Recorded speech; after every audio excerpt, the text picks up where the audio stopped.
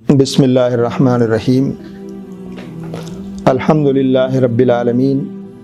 والصلاة والسلام علی رسولہ الامین وعلی آلہ واصحابہ اجمعین الی یوم الدین۔ قال اللہ تبارک و تعالی فی القرآن المجید والفرقان الحمید فاعوذ باللہ من الشیطان الرجیم بسم اللہ الرحمن الرحیم۔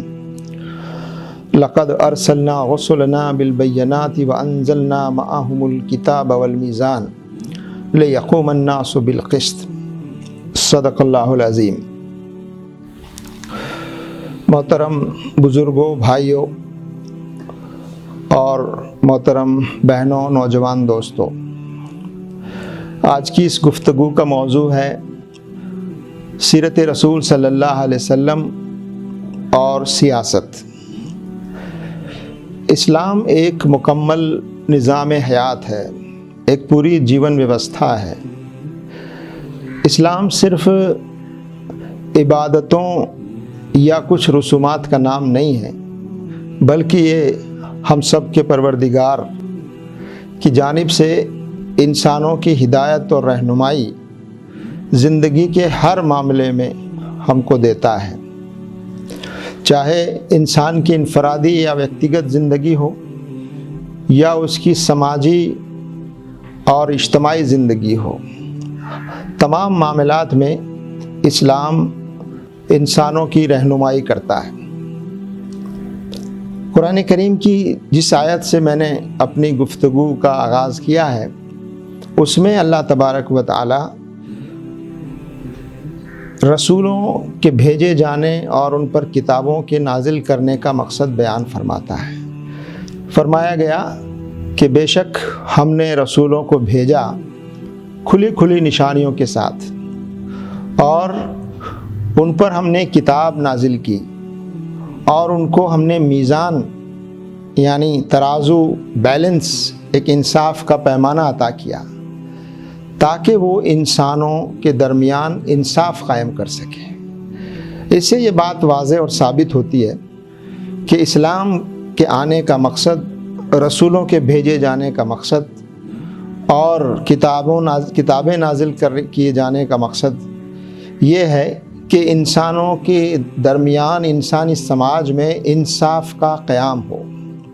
عدل قائم ہو، ناانصافی ختم ہو، کسی قسم کا ظلم اور انیائے، اتیاچار اور شوشن، استحصال، یہ تمام چیزیں کسی سماج میں نہیں ہونی چاہیے۔ انسانوں کے حقوق کی حفاظت ہو اور ان کے وقار اور ان کی عزت کی حفاظت ہو۔ اسلام دو چیزوں سے مل کر بنتا ہے، ایک ہے حقوق العباد یعنی بندوں کے حقوق، اور اس سے پہلے آتا ہے حقوق اللہ، اللہ کے حقوق۔ بندوں کا بندوں پر جو اللہ کا حق ہے وہ ہے کہ بندے اللہ کو اپنا رب تسلیم کریں،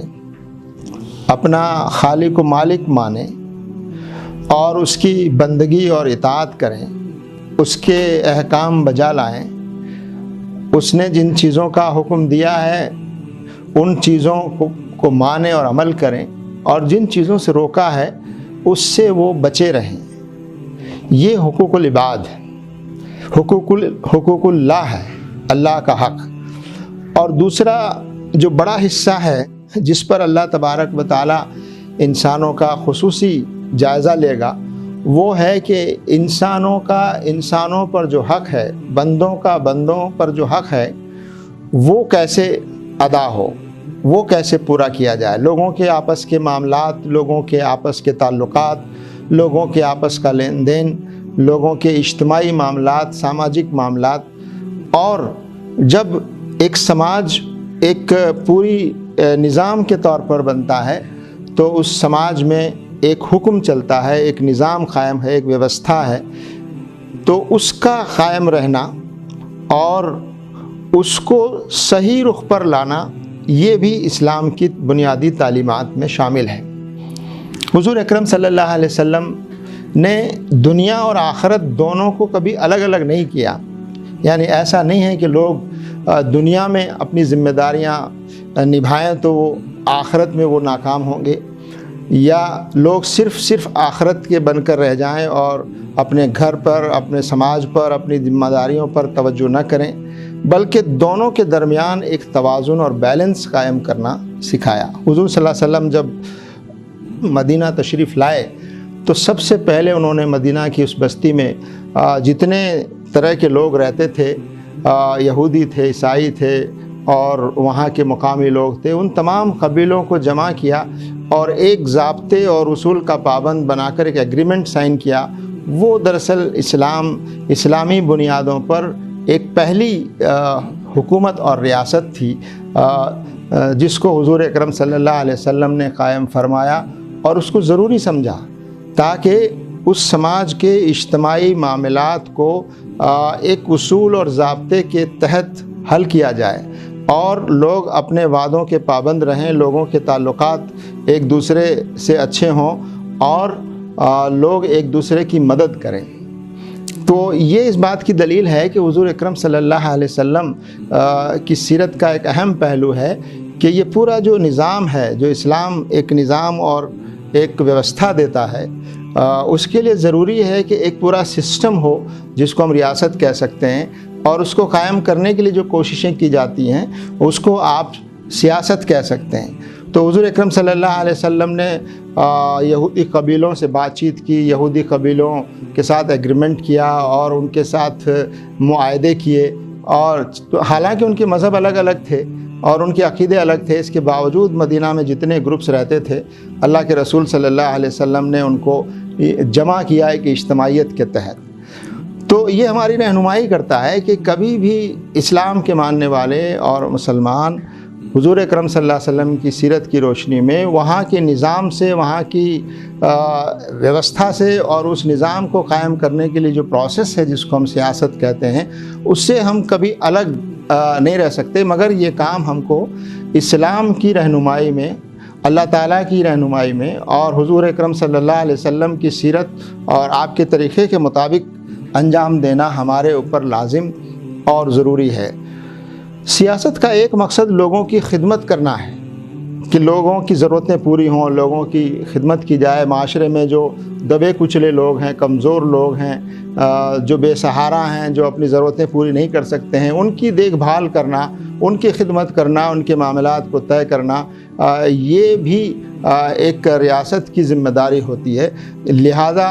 ایک مضبوط معاشرہ قائم کرنے کے لیے اور ایک نظام قائم کرنے کے لیے بھی ضروری ہے کہ ان لوگوں کی خدمت کا پہلو اس پر غالب ہو۔ تو حضور اکرم صلی اللہ علیہ وسلم ابتدائی دور سے ہی آپ کی سیرت کا ایک نمایاں پہلو ہے کہ آپ صلی اللہ علیہ وسلم لوگوں کی